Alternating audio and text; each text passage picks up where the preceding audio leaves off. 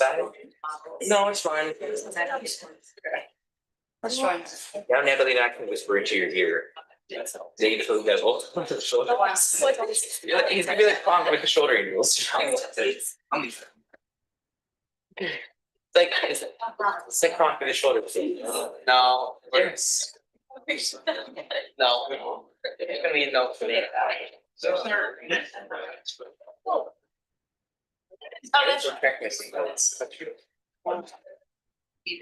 Unless No, that hell I would not. I don't know, but it was something like what? No. Okay. Oh my gosh.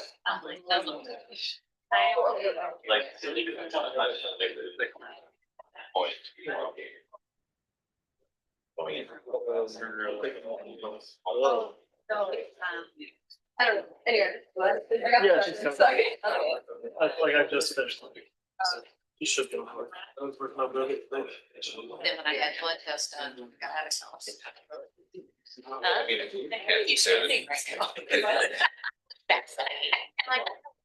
But, you know, You're the speaker, right? on the introduction, introduce her to the speaker. And he doesn't. Emily, Mary, Familiar, so. Yeah. Where is it? Richmond.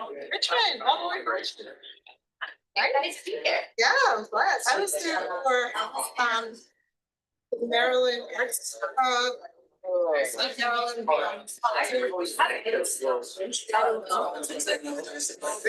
Yeah, and I. And I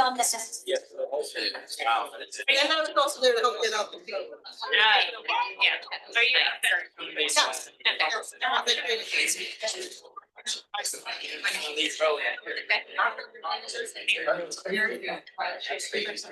Yes, quite all right. Yes. It's like, I don't know how to explain it. It's like.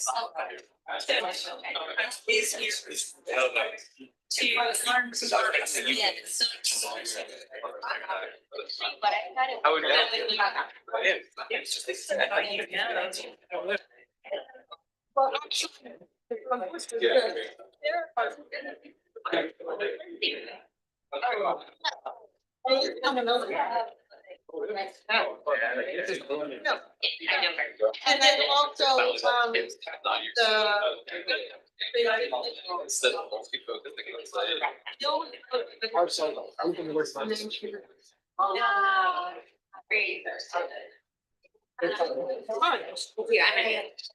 Well, actually, and then also, trying to find a second interpreter for You know, I might. Oh. I came up with the. Mine helped me out. I mean, you're really sad. It's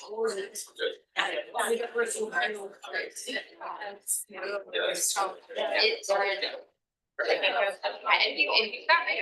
I'd rather you and just It's gonna be something, any other. I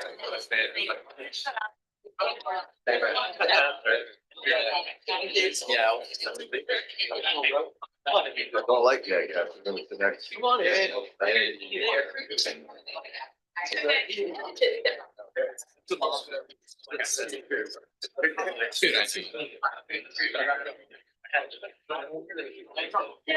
Oh, the one that you did.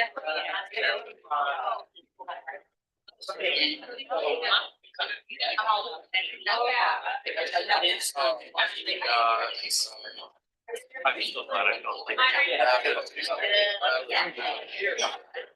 I'm here. No, I'll be here.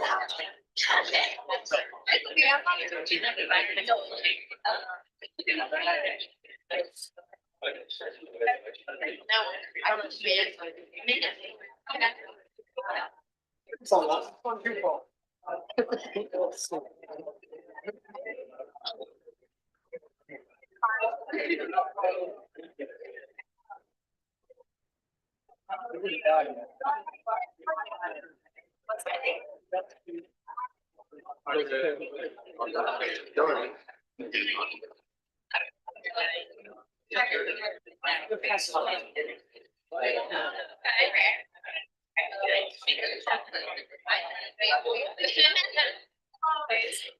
I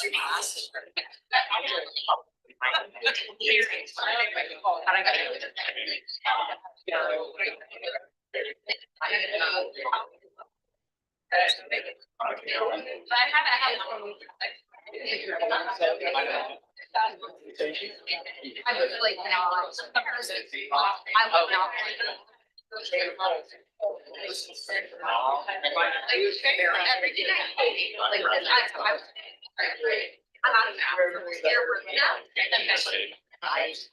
not.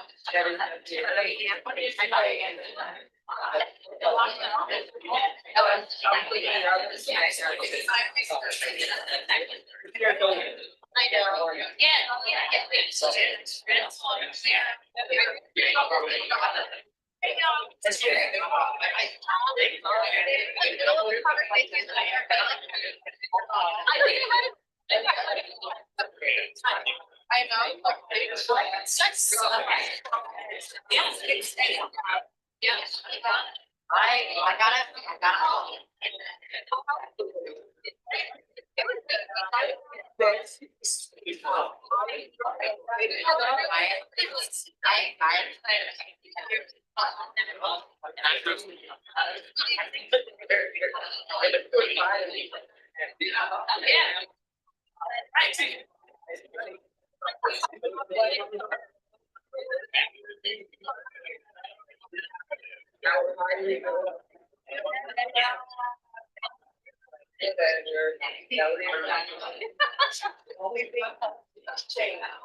Yes.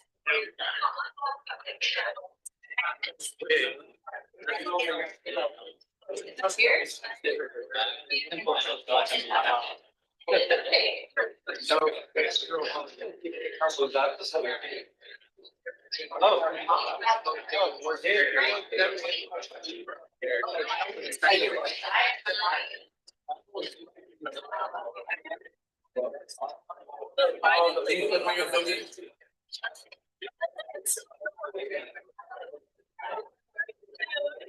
Everything's so tall.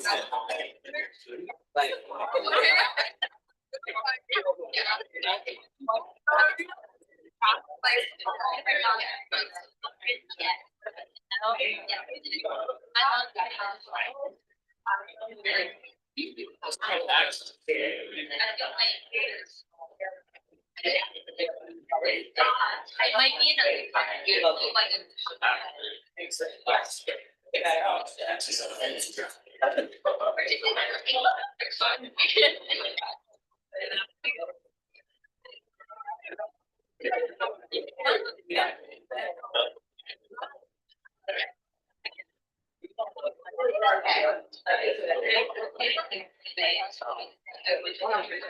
Wow.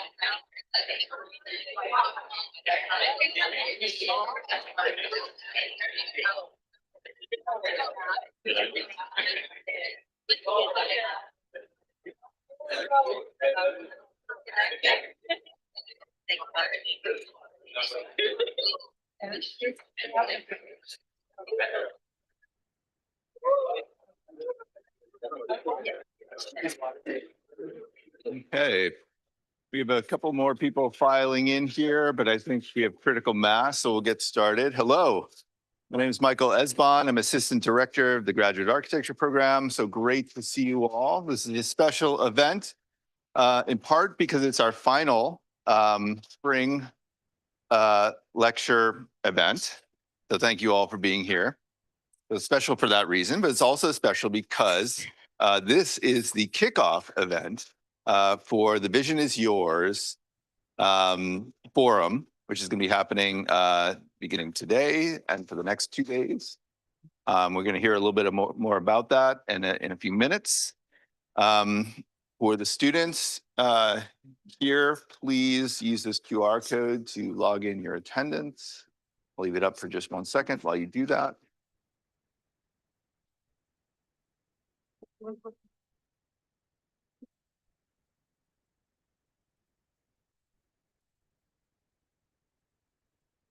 Good. And I want to say that this is the J. Guy Lombardo Jr. Memorial Lecture since 1980.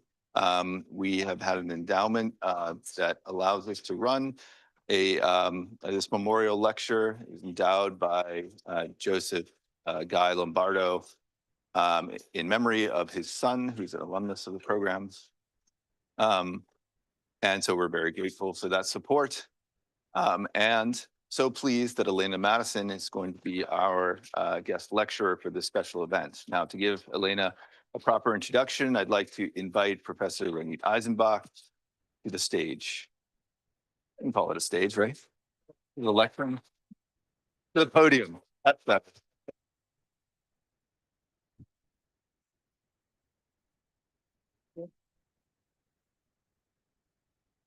Hello, everybody. Welcome. Have to start with Google's image today. It's Earth Day, and I thought this was one of the best ones.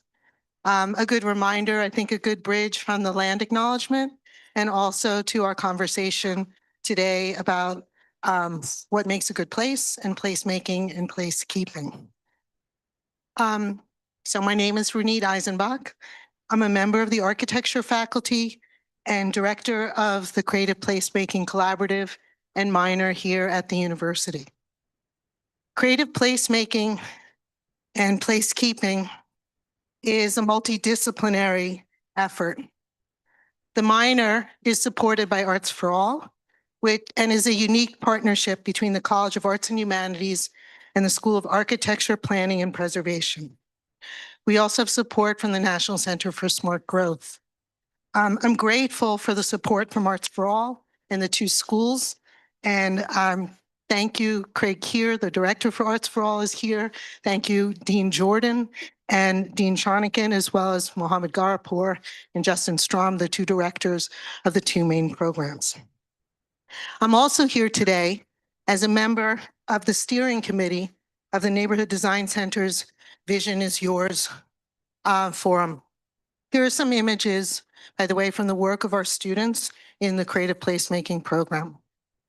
And one of the things that we think about in this program is about dreaming about the future that we want and making it happen. So if any of you are interested in thinking about that and joining us in that effort, you know where to find me. So as Michael said, today is a lecture that's supported by the Joe Lombardo in honor of his son, Guy Lombardo.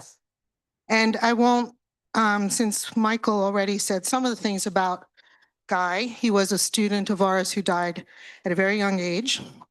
And his parents honored their son with the endowment for this lecture. During the 1990s and early 2000s, he and his wife would come to all the lectures and we would meet them. And it was really a special person, both of them, to meet them and to have them continue their relationship with us. Dean Hurt, often who was the dean at the time, who worked with them to create this endowment, commented that the Lombardo's endowment, in recognition of their son, was a great tribute to the kind of extended family that can radiate out from the unique shared experience of studio education. One that is primarily academic, but can also be social and familial, as indicated by this Joe and Jean endowment on memory of their son, Guy. So with the establishment of the Creative Placemaking minor 4 years ago, we decided that an appropriate way to honor Guy and Joe was to dedicate this fund to the annual Creative Placemaking event. So this has grown into something really wonderful. And this year, not only do we have Elena Madison from the Project for Public Spaces, who I will introduce in a minute, we are also hosting and welcoming a group of folks who are here to attend the Creative Placemaking, the Vision is Yours Placemaking and Placekeeping Forum. So if you could all, those of us who are members of the school, welcome our guests. We're really happy that you're here with us today.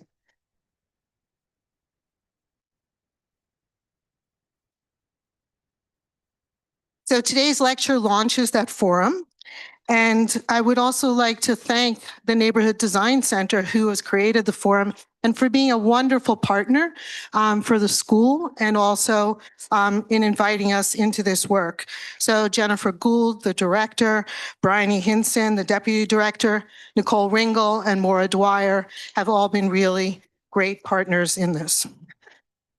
And our students in the Creative Placemaking program and the Creative Placemaking Studio this semester are working to do an installation for this forum on Friday.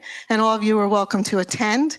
It's at the Mount Rainier Nature Center. And it's the kind of work that we do, in this case, thinking about how to create opportunities for people to observe and think about the relationship of people and the natural world appropriate for today's day. And with that, I would like to introduce our speaker and actually perhaps say one other thing that, well, Elena Madison is just, I'm so happy to have her here. And before I speak about her, though, I want to speak a little bit about the organization that she works for, the Project for Public Spaces. In the Intro to Creative Placemaking class, we talk a lot about the work generated by the Project for Public Spaces. And one of the things that we think about is what makes a great place. That they're accessible, that people are engaged in activities there, the space is comfortable and has a good image. It's a sociable place, one where people meet each other and take other people when they come to visit. Those are the kinds of places we're trying to make, and I'm excited that Elena will be here to tell us more about it. And with that, I'd like to introduce our guest. One second. Elena is an urban planner with rich experience in the planning and design of parks, plazas, campuses, and the outdoor spaces of civic and cultural institutions. She's the director of projects at the Project for Public Spaces in New York. A veteran of placemaking, Elena is passionate about working with people and communities to create the public spaces that they love. She brings a deeply collaborative, place-based co-creation practice to every stage of placemaking, guiding projects from community engagement and visioning through concept development, programming, implementation, and long-term governance.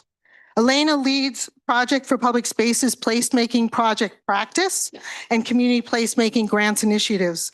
She's actively engaged in placemaking education through PPS training and webinars, and serves as an adjunct lecturer in Hunter College's Department of Urban Policy and Planning.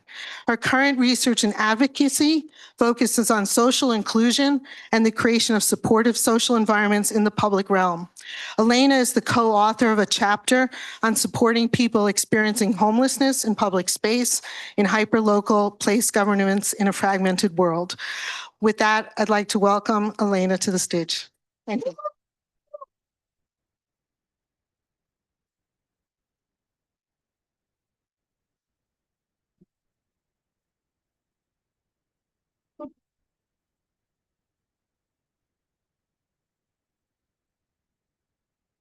All right, can you hear me? Yeah. Well, thank you, Michael. Thank you, Ronit. Thank you, Neighborhood Design Center and University of Maryland for having me. I'm very excited to be here. And I'm so excited that my talk is kind of kicking off your wonderful forum. Very, very cool to see the placemaking week efforts that the Neighborhood Design Center worked with Project Public Spaces 2 years ago blossom into a regular forum. So a little bit, thank you for the introduction of Project for Public Spaces, Ronit. A little bit about us, we're a non-for-profit organization. We are based in New York, but we work nationally and internationally. And last year, the organization turned 50. So I have not been there for 50 years, but it's been over 20 years of really, really exciting work. We do planning and design, we do implementation, we work on activation and management plans with various partners. We teach, we do education, events, conferences, research, advocacy, and most recently, we've been very happy and excited to develop our philanthropy supported placemaking grants program. So we're actually able to work with communities on their placemaking projects and give them funding to make at least parts of these projects a reality. As we say in the placemaking world, money is not the issue, but you always need support to make things happen. So for all of you here, I'm sure a public space is not a mystery. You know what those are. But you know, for many audiences, the understanding of what is a public space can be pretty limited. It's like, oh, it's a downtown square, like Sundance Square in Fort Worth, a project we were very happy to work on, or a park. We know that's a public space. This is Levy Park in Houston.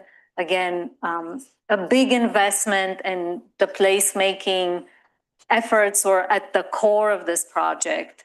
Or downtown Detroit. Hopefully we'll see some of you in Detroit in June, but again, a big investment, long-term project, a lot of changes that happen to the environment and to the place to really bring people together. But sometimes placemaking is really working at a very small scale. So this is a project at a library in a tiny town in California called Shafter, a town of about 6,000 people. And part of the placemaking effort was actually giving them additional space because their library was so small. So we added those additional classrooms, basically. And other times, placemaking in the public space that we're trying to change or just is a street. So let's not forget that parking lots and streets are usually over 50% of any community's public realm, areas that communities hold in common as public land. So we always want to be pushing the envelope to what a street can do for a community, what a parking lot can do, and what are the highest, best use for these spaces. But at the end of the day, making a great place is really about making a place for people. So to quote William H. White, Holly White, the founder and mentor of Project for Public Spaces, what attracts people most, it would appear, is other people. So at its core, the work that we do around place is really a work about place and people. Our founder, Fred Kent, says, when you focus on place, you do everything differently. And I think all of us here can agree that place can bring so much to a community. In our many years of practice, I've learned that great places can bring a tremendous number of benefits to communities, and it's about health and local economies and promoting a sense of community and social inclusion, but it's also about housing, it's about access. So place touches on all of these elements. And it's not just the areas of our lives that places influence, it's also the people that make places happen. So as Ronit mentioned, making a place takes a lot of people and a lot of across disciplines. There is people from planning and design and art and landscape architecture and transportation, economic development, civic engagement, those you expect. Of course, arts and culture and education. But recently what we've discovered is that there is a lot of people who are just involved citizens who have a lot to say and great ways to contribute.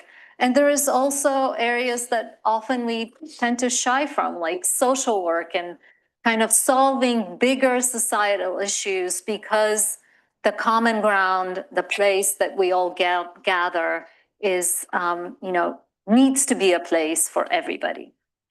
So at Project for Public Spaces, we say that placemaking is a community-based process of visioning, experimentation, and care to change the way people use and experience public space. So the process is very, very important, and it it's not often something that you see. So there is the part of placemaking that we see, the result, the changes that are physical and environmental, and the use and the activities and the fun and excitement. But there is this whole other layer of placemaking that we don't necessarily always see. The process that led to the place, how the space is taken care of, the place governance, the place keeping, which is a whole other level of labor and level of intention and attention and care to keep cultural memories associated with a place alive, to support the abilities of local people to maintain their way of life, to support their history and culture in place. So process is very important, and I'm not gonna spend too much time, but we do have a process. And for us, the placemaking process is place-centered, and it's also community and people-based. This means that the roles of community members and of experts can be very different. Experts advise, provide information, provide technical knowledge, but also listen intently and allow and help for ideas to grow from the community. In our practice, community engagement is fundamental to the work, and it has to be intentional, early, and continuous. It helps us to start small, but it's really a process is very, very important. So from here, I'm going to jump into some of our essentials and talk about some of those essentials and examples and how they fit into a placemaking practice. So as I mentioned, engagement, inclusion, and collaboration are really key and essential. The collaborative process is very, very important and can sometimes take time and energy and really effort. And it's very fundamental to the experience of placemaking. An inclusive strategy is key. And sometimes we have to ask difficult and challenging questions about who is at the table, who is included, who sets the table, who is inviting people to participate, and how do we expand the table and expand the tent and invite more people in, and especially how do we center people and communities that have traditionally been left out of the process. So that is a big challenge, and we're all still working through it. Engagement and interaction can be tools for telling the story of the community and valuing history, culture, experience, but also for building community ownership, true community ownership. And last but not least, the community is the expert. The professionals convene and facilitate and bring special expertise. So many of you in this room will, or maybe already are, placemakers. And I think the biggest lesson for you is going to be how to learn to listen and then interpret and facilitate those conversations. So I'm going to show you a quick case study from some work that we did just a few years ago on the Lafitte Greenway in New Orleans. So we worked with the local partner, the Friends of the Lafitte Greenway, to create the Lafitte Greenway Plaza. So one of the destinations along this greenway, and this is where we started. So not a great look. The Lafitte Greenway was created as a piece of infrastructure in a public space that was specifically addressing flooding challenges. It is New Orleans, was created post-Katrina. So this area of the Greenway regularly floods. It's part of why the Greenway is there. And in the background in the photo, you can kind of see a structure which was a building that the city was building, working to renovate, but that's what the front looked like. the reason I'm telling you this story is because this was actually a story of very intense community engagement, and we did most of this engagement in 2020 during the pandemic. But it actually worked out because that was a time when everybody wanted to be outside. People were actually using this greenway very, very actively.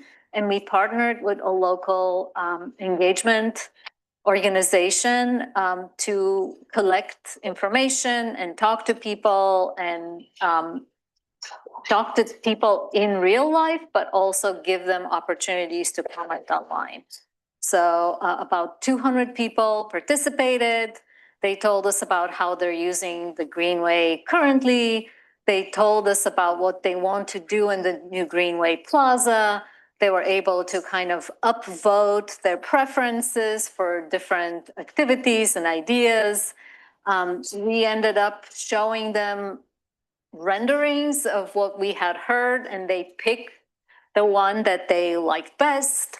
And this is like their feedback. I'm not going to go through everything that's on the slide, but the point is the place was created with very intense engagement, and the goal of the engagement was not only to hear from people, but to get buy-in and to get support for the actual use of the space. So this is what the space started looking like when it was inaugurated. A couple of notes about it.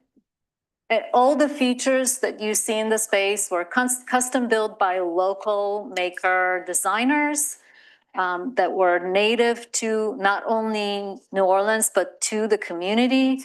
We actually had a very inclusive selection and competition. The work included art, both public art, mural art, and art installations. The Friends of the Greenway were able to raise some extra money to add lighting to this little stage. And we were able to coordinate with the installation of a larger art piece that was being donated by a community member. So that piece was not part of our placemaking installation in terms of the funding, but it all kind of came together in a pretty positive way. Very simple, with ground murals, with seating, with the art element. What is exciting is that the site became part of New Orleans traditional light festival, Luna Fête. So every year they bring more of this light art, and that kind of coordinates with the art that's already on site. And most exciting, the Crescent City Midtown Market, Farmers Market, moved to that location. So the location of the seating elements was actually designed based on the layout of the market to allow for the market to be here. So all of this to say that small elements made this a very exciting and successful project. And most of all, it was the engagement throughout the process with people in the community, with the local partners, and with a variety of enthusiasts to make the space happen. So it brought art and living with water and food access all in one place. So the next element, and I mentioned already programming and activation, so nobody's going to be very surprised, but activation, experimentation, and flexibility, these are all ways to test and adapt a place for better use. And a lot of times it is also about adapting difficult designs in existing spaces. So one of the challenges of placemaking is because it's kind of seen as like, oh, it's small, it's temporary. It often comes way too late in the design process, especially in larger kind of infrastructure projects. And then communities have to kind of call the placemaking doctor to adjust built spaces that are not fitting the needs of the community. So experimentation is intentional as a placemaking strategy. And we use it both to test demand before permanent investment and also to experiment with potentially lighter infrastructure, shorter term programs, and oftentimes elements that kind of correct rigid designs that weren't really conducive to community use. So our goal usually is to create a place that is either a front porch or a backyard or some kind of communal space that people really feel ownership over, and flexibility can make a big difference in how this space is used. So adaptable layouts are important. The community co-creates the place and the experience. And sometimes the small experiments can outperform the single large intervention or the single large event. So we're often looking for those opportunities. So I'm going to show you some work that we did in 2018. So it's going to be close to 10 years now. And this is downtown Oklahoma City. It's a park called Kerr Park. And this is what it looked like. So you can see it's very architectural. It has these very pronounced geometric forms. And it was really designed and built for the people who work in that high rise on the top floor, C-suite, so they can look down and be like, oh, this looks very cool. But as designed, the space just had no function and there was almost no way to use it. So we started working with the local partners through a whole series of workshops and engagements to, first of all, figure out, like, is there actual need and desire for this space to change? How can it be used? What are the uses? And we use this little trick. That's why there's like numbers. It's not just a legend, but we like to think of like the power of 10. Like, can we come up with 10 different things that people can do in this space? And I think in this park, we came up to 11. You know, sometimes it's like, oh, we can sit, you can read a book. That sometimes counts and sometimes it doesn't. But it's just part of showing you the design development and thinking process around program and how we want to think about how people use the space first before changing the design in any significant way. Next, of course, there were certain elements that came to the top. So this is a rendering, as you can see, visualization of a pavilion that was kind of proposed.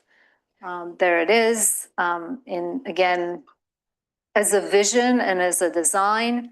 And here it is completed. It was actually designed and built again by a local designer, local architect who worked with local artists. So the great piece about working in placemaking is that you're always collaborating with other partners and you're always collaborating with local talent. There's so much need and opportunity and desire to include local arts, local talent, local capacity to really make a place shine. So this was before ribbon cutting, and here's the space during ribbon cutting.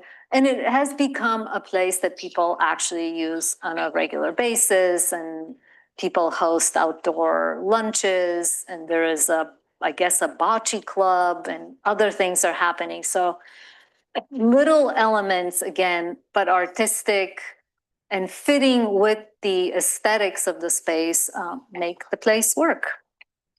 Next big element, of course, and you already heard me talk about programming and management, but programming and management are incredibly important.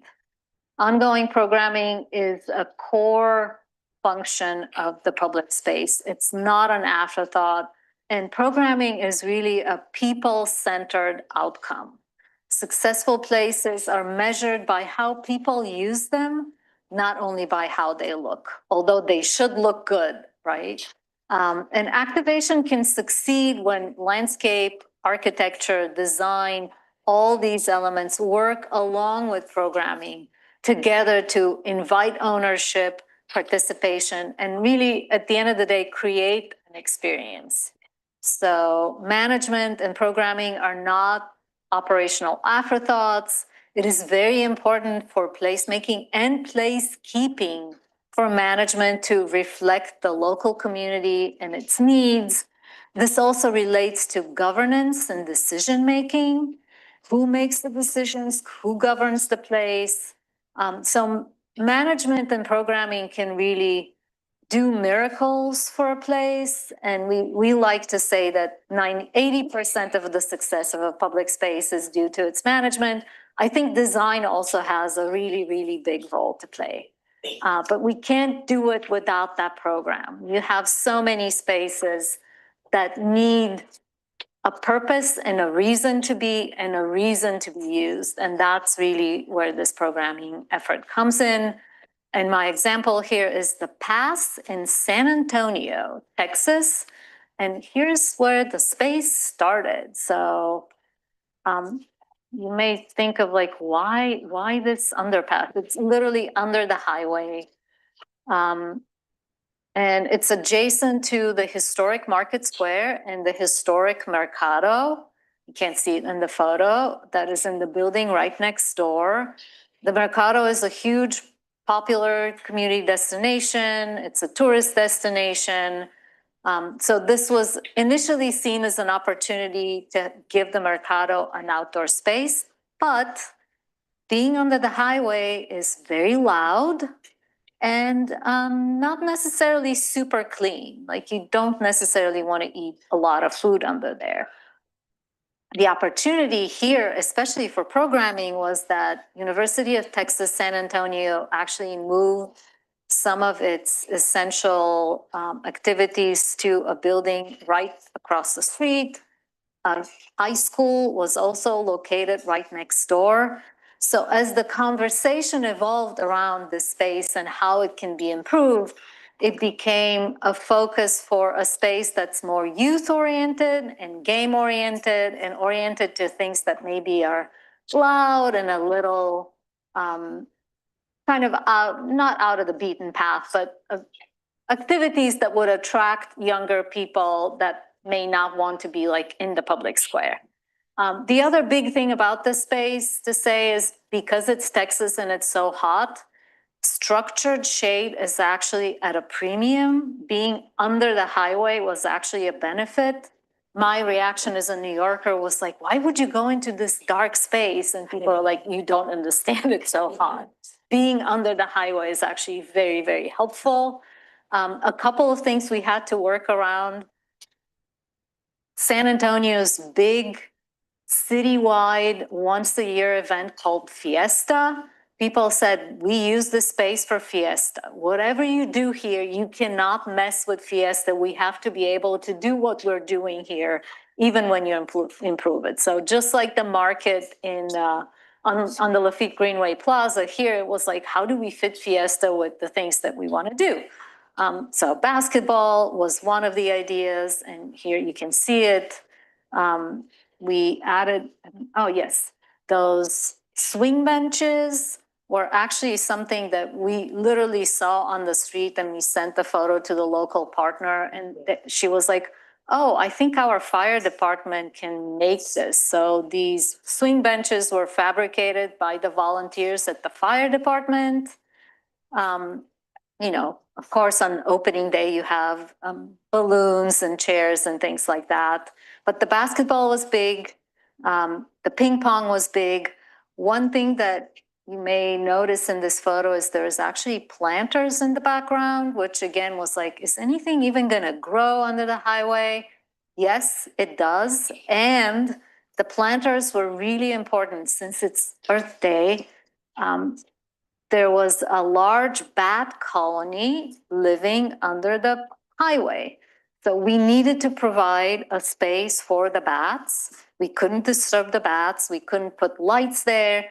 And the planters are located in a way to collect the bat guano so you can actually use the tables and maybe eat outside, because otherwise it gets very, very dusty. So the planters are for the bats.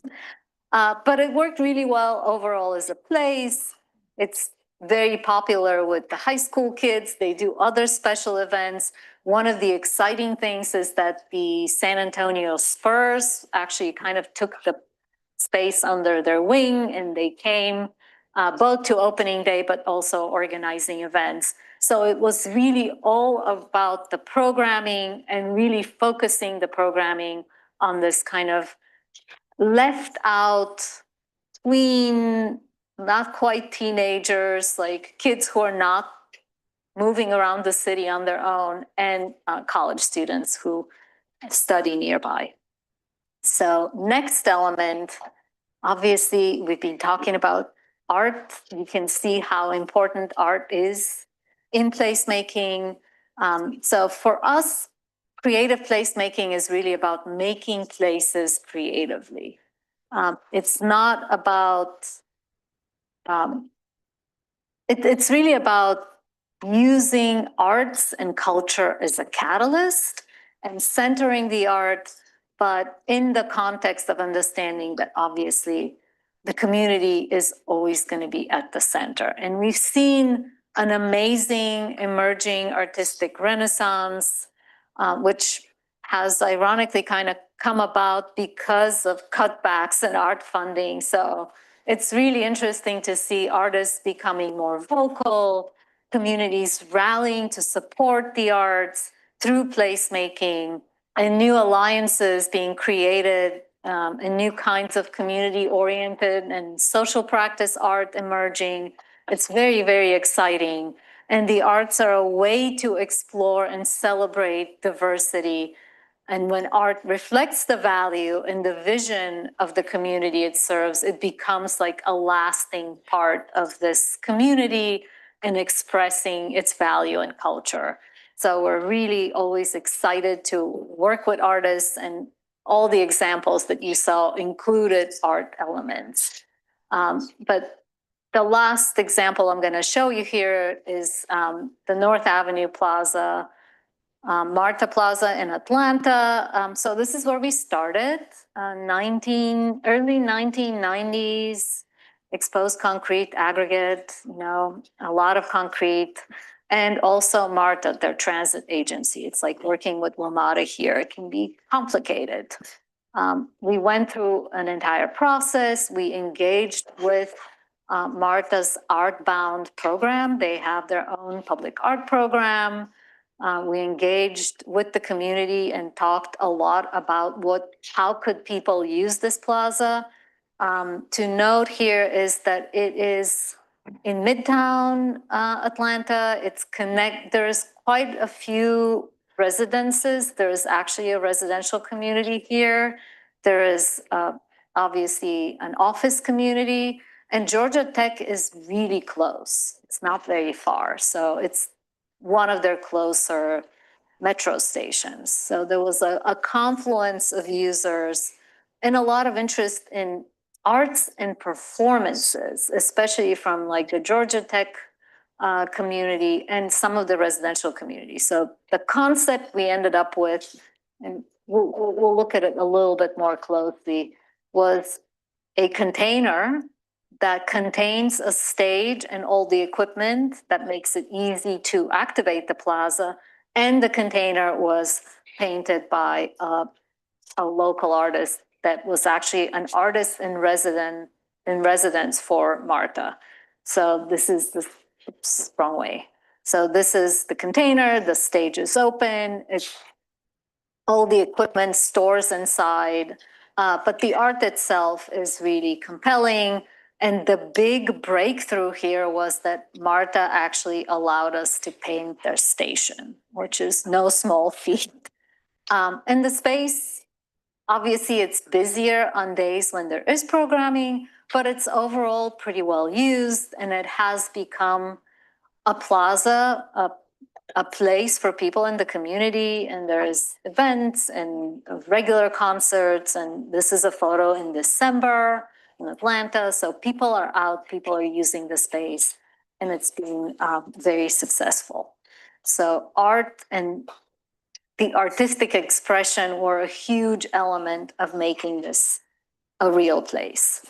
I'm gonna wrap it up with a few thoughts on, well, I'm going to start here. Like, so who is a placemaker? Like, who does all of this? Last year in 2025, we launched an online survey. We had about 1,000 respondents from kind of the public space field and asked them like who they are and what the challenges and the state of public space they see today.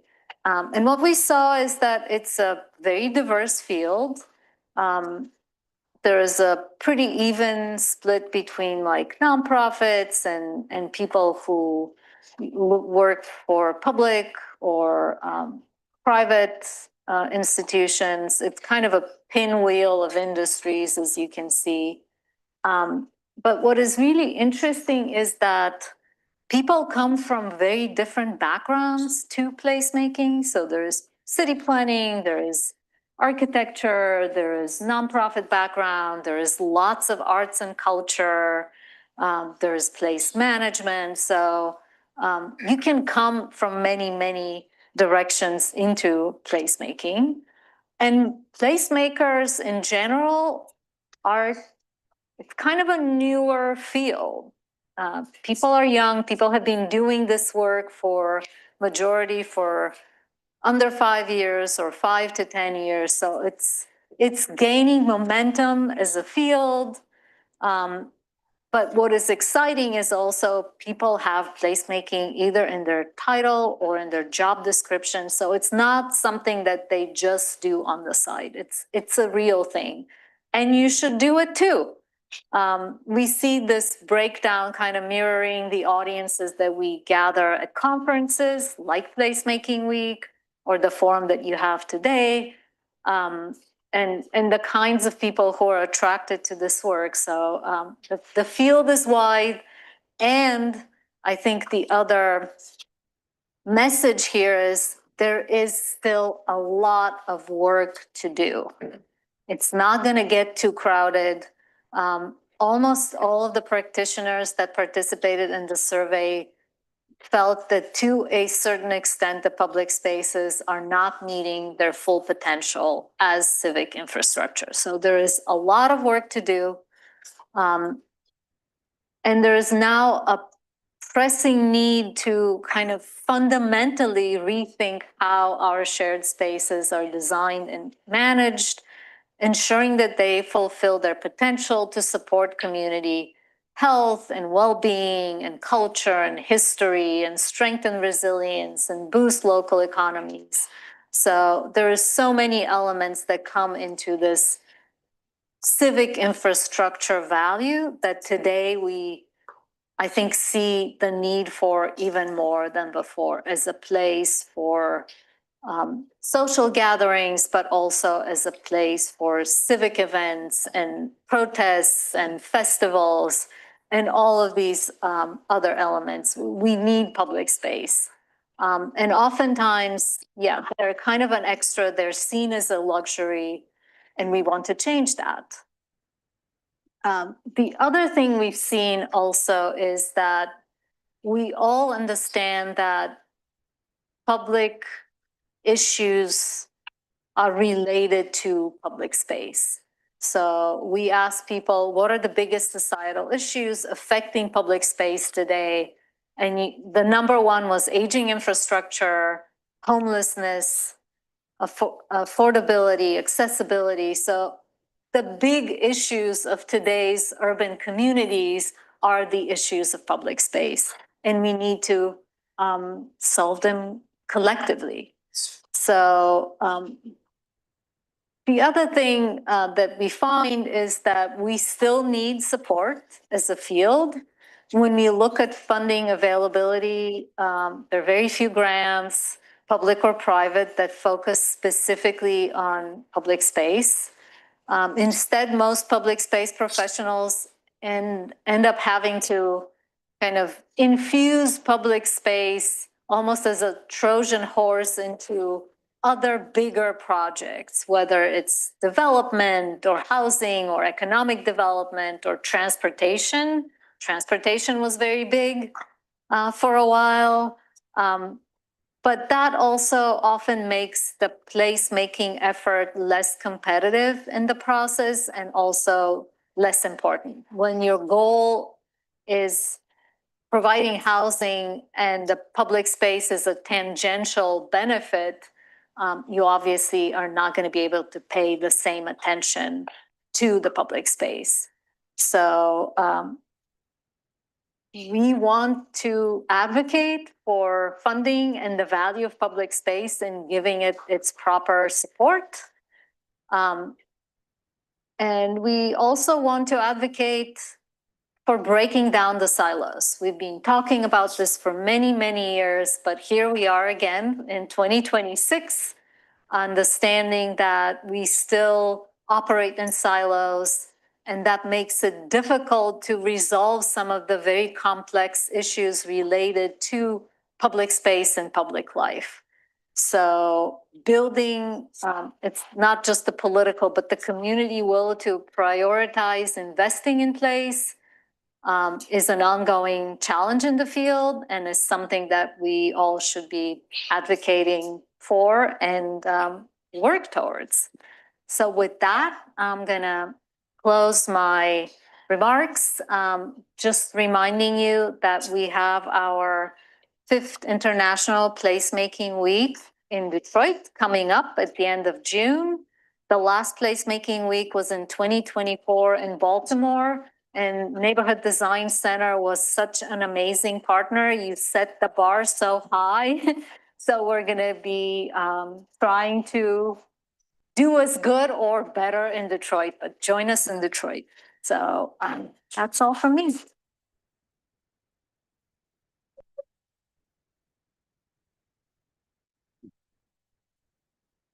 Thank you so much, Elena. I'm happy to pass the mic to anyone who has a question. We should get started. Yes. Hi. Hi. Hi, thank you for coming. My name's Aisha. I work here at the university. I'm the Sustainable Transportation Coordinator here. And with the Creative Placemaking program with Ronit, we got to do a few years ago painting crosswalks here at Taz Plaza. About 7 of them. It was about a 6-week project, getting the art studio and the Creative Placemaking students ready to paint. And at the time, with changes to the Manual of Uniform Traffic Control Devices, we could do all of that. And my question for you is, in this particular climate that we're in, fast forward, I don't know, 3 years later, what do you think? Can we continue to do the crosswalk painting, or do you think that it's better to put such things on hold? Well, I want to say yes, paint the crosswalks if they allow you to, but I am very familiar with MUTCD and the new requirements.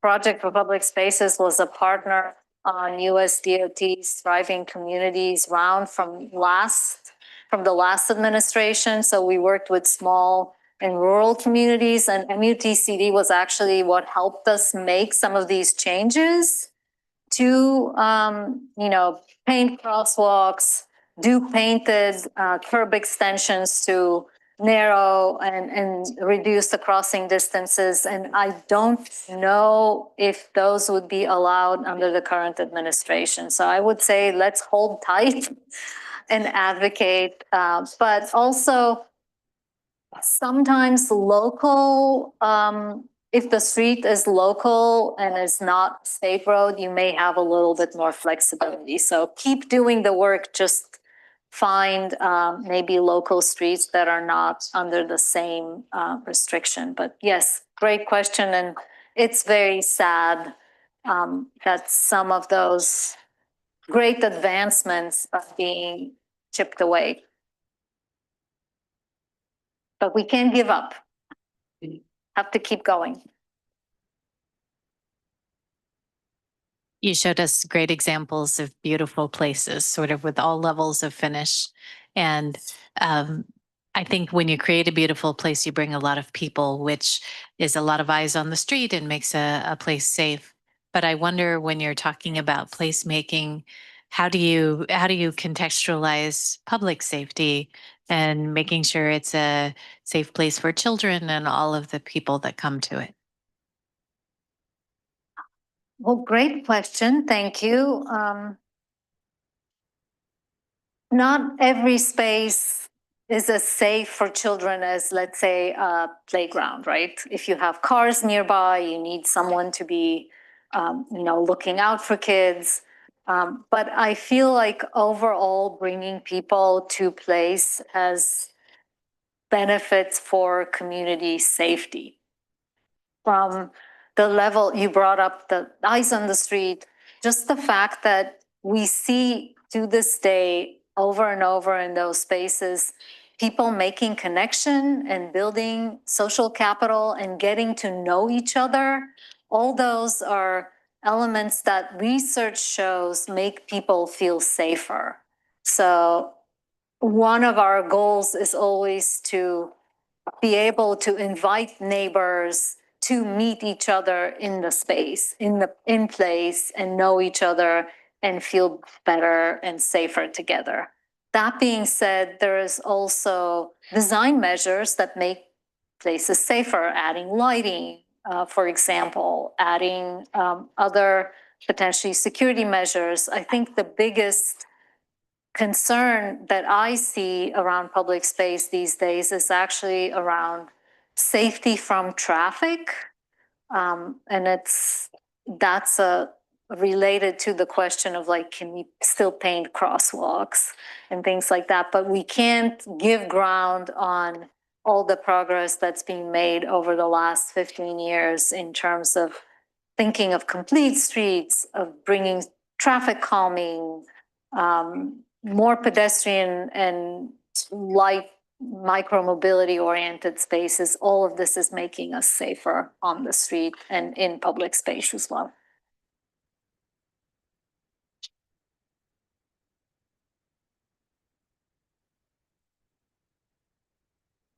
Really great talk. Coming back to the topic of safety, and you've discussed making sure that everyone has a seat on the table, and you discussed about homelessness too. So how would you say creative placemaking plays a role in, destigmatizing homelessness and bringing connection with these people because they also use public spaces? I love this question. Thank you. You really put your finger on it.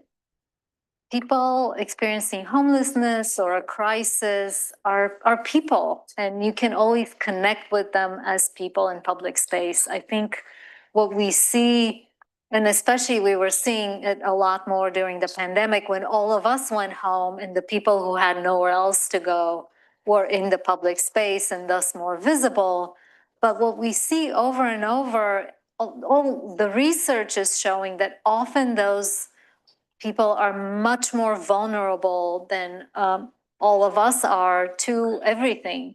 Illness, crime, economic instability.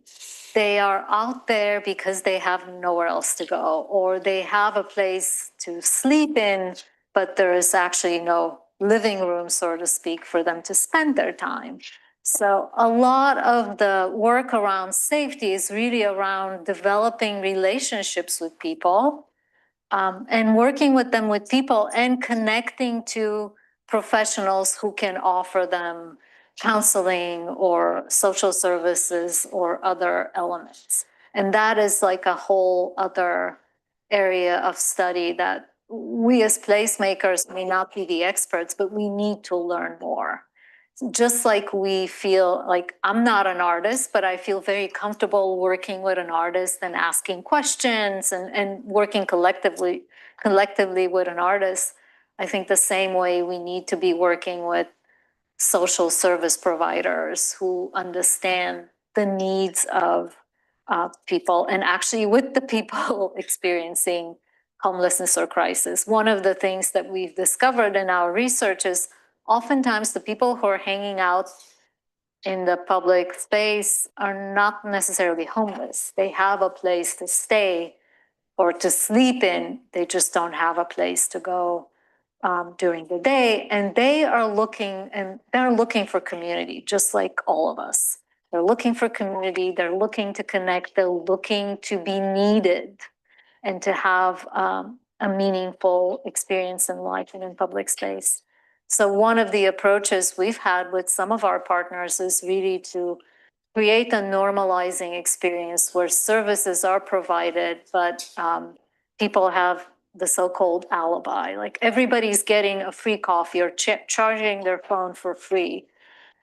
So it becomes much more approachable and less stigmatizing to be, going to a place to get services. And it's not about providing those services in public space. To be clear, I think people should have a place that they call home, a place where they can take care of their needs, but the public space may be the place where they can connect to all of these needs and services. Oh, okay. One and two. You mentioned earlier that there was some flooding in New Orleans on one of your projects. How do you factor climate change and like the randomness of storms and ice and all of those things into the upcoming projects?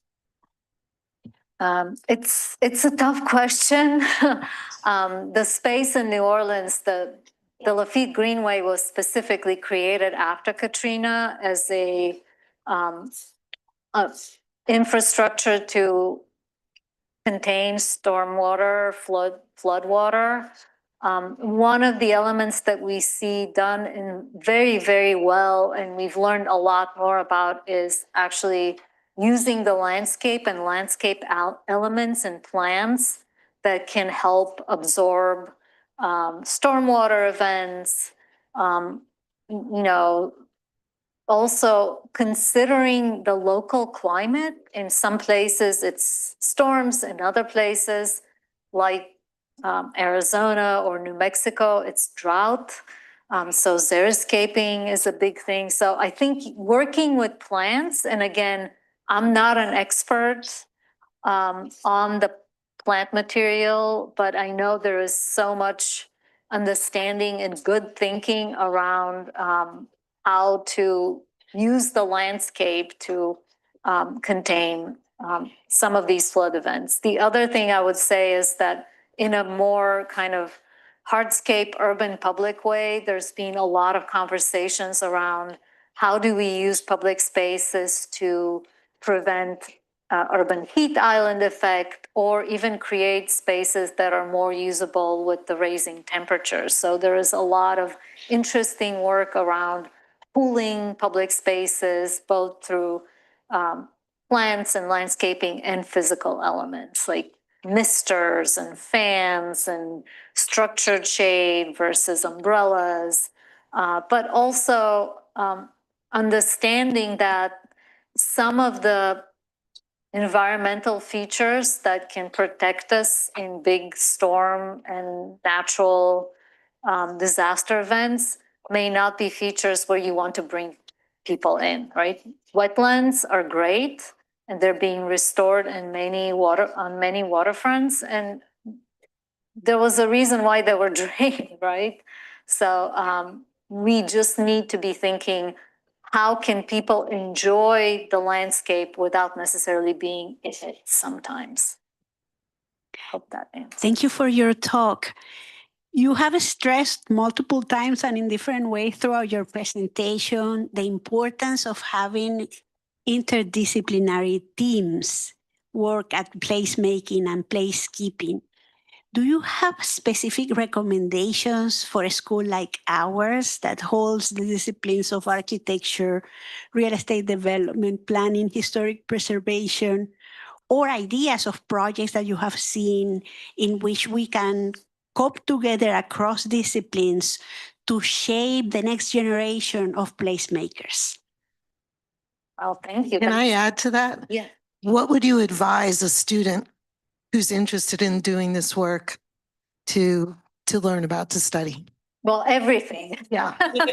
But so I think it's from both sides. Yeah, it's on both sides. I mean, I think the work that is happening in your department is pretty amazing and unique. The fact that students can take a minor in creative placemaking, there is so much prototyping and building and hands-on work that is really fantastic. What I would say is that often, I mean, back to the silos, maybe we all need to look at like social studies and talk to the social workers and the medical workers and the sociologists, kind of broaden into the humanities a little bit. And that's all of us, because that often brings a different perspective, but also will help us understand better some of those challenges, like homelessness or other social challenges, because like spaces are for everything, basically. So that would be, and it's not that you need to give sociology degrees here within the department, but you're part of a wonderful university. So it's like, go take some classes at, you know, social work or social psychology, things like that. Hi, I'm curious on the pie chart that showed the like categories of challenges that public spaces are facing. I saw number third was around accessibility. Yeah. Could you speak to some of the stories you've heard from cities you work with on how their spaces are like inaccessible and like particular solutions you're proposing to them to fix that challenge? I mean, you see this all around you. There's so many communities. I was just speaking to one of your studios here where the sidewalks just disappear, let alone being able to cross the road. I mean, so much of our built environment is dominated by traffic, car traffic, and our cars are getting larger and larger, but we're still, you know, 5'5", and we're not even talking about kids. Some of those larger vehicles, you can't even see a child. So there is that discrepancy. But I think accessibility in a broader sense is also around the lack of other options. In many of our communities, including communities close by here, the only way to really function properly is by driving a private vehicle. So I'm excited to see the Purple Line. Hopefully it opens soon and you can ride the train, but I think that's a big part of like, there's just not a lot of options in many communities. And obviously there is accessibility for micromobility, for people who need, you know, there's ADA, there is just even in a place like New York City where we have sidewalks and crosswalks and plazas, it's like, it's not easy to get around with a stroller. Like the subway system is old, there is no elevators. So we have a lot of this. I think it's all part a little bit of the aging infrastructure challenge. So many of these resources are lacking, but so many places you see just complete lack of sidewalks, or the sidewalk is like a very sad, unpleasant experience that people would not choose to walk on.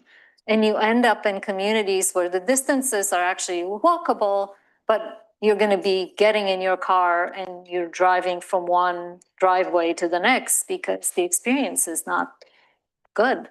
So that's very generally. Other questions? Thank- 1 and 2.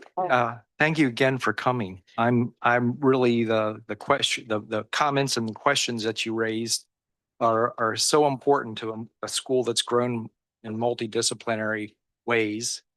The culture that spawned this school of the 1960s, you know, when there was so much turbulence, and that it's come around again. The importance of breaking down the fragmentation of disciplines is embodied in, I think, the initiatives and what you all represent, not only in education as an institution, but the civic institutions and the bureaucracies that either form resistance to what you do coming in.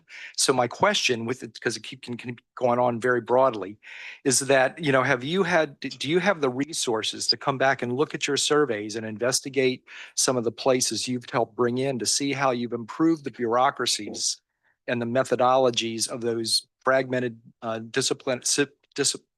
disciplinary disciplines that where they've made improvements as a result of your efforts?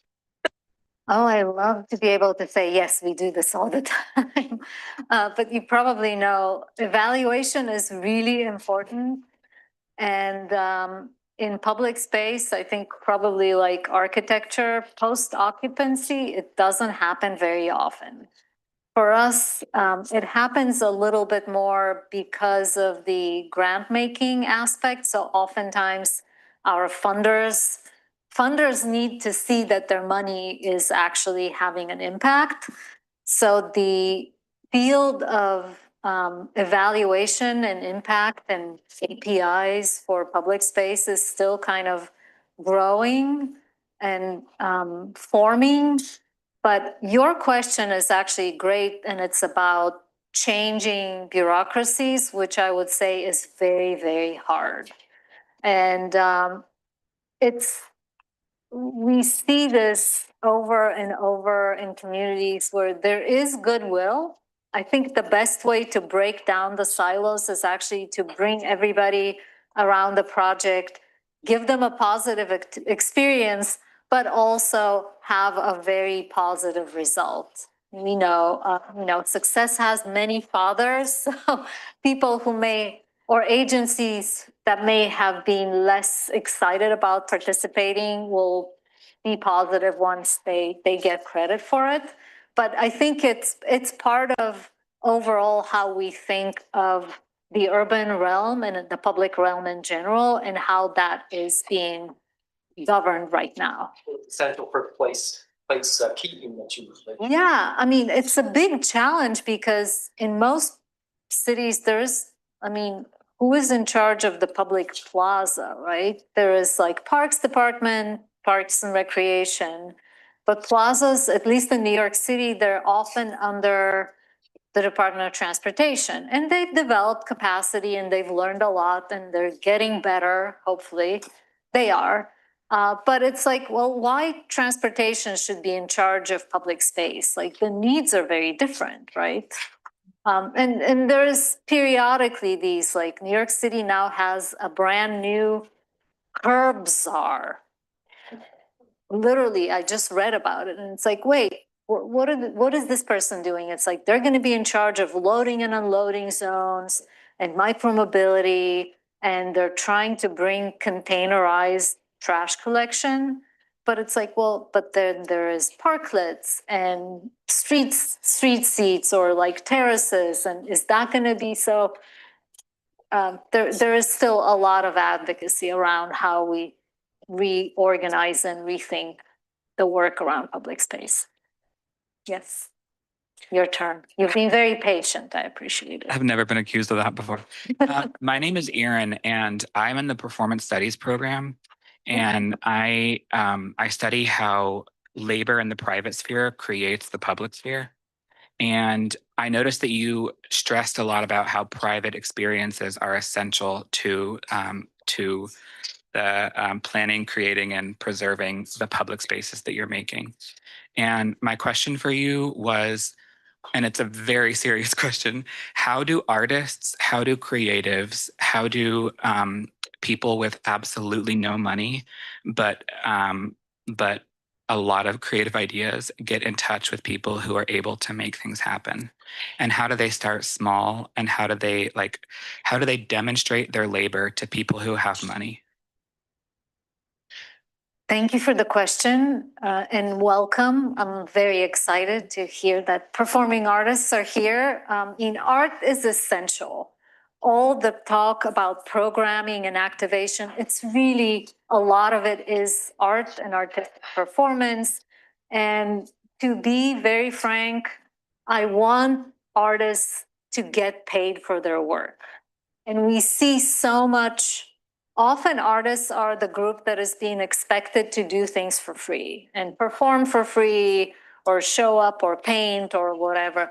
We want equity and we want people to be valued and to get paid for their work. But to your question of like, how do we get started? Like, find the closest place or the place that you like that has a program and you can contribute to it. You can propose, performances, you can propose ideas and actually do it. I have not yet met a public space management organization that has said we have enough people and we have enough money. We don't need anything. There is always room for more. Does that make sense? Okay. Thank you for a wonderful presentation. To bring the discussion down to earth, you showed an example of the Atlanta site with a porta potty. Clearly, sanitation is a significant part of public gathering anywhere. Are you able to get local authorities to agree to the maintenance of those facilities? Or is it off the table and people go to restaurants nearby?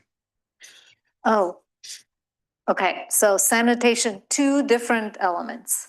The first one is like, well, who keeps the plaza clean? I thought that's what you were asking about. And that is the Atlanta Midtown. There is a business improvement district. So they actually, put out the tables and the chairs and the umbrellas and pick up the trash. And when they have a big event, they pick up the trash every 2 hours, all of that stuff. In terms of restrooms, yes, it's a big issue everywhere. The Martha station actually has a restroom in the train station. So it may not be the most pleasant one, but if you need to use it, it's there and it's open to the public. And that is rare. A lot of places have no facilities and people have to rely on a restaurant or something else.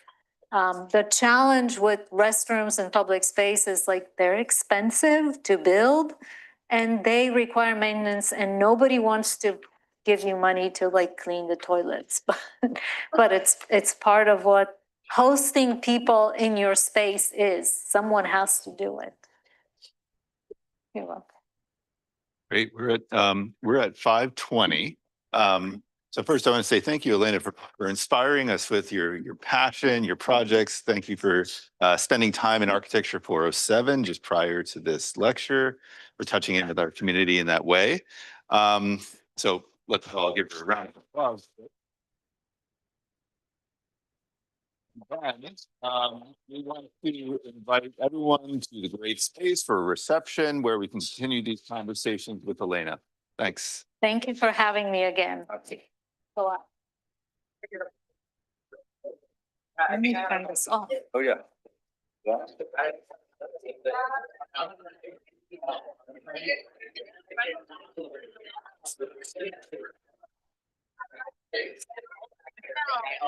fine.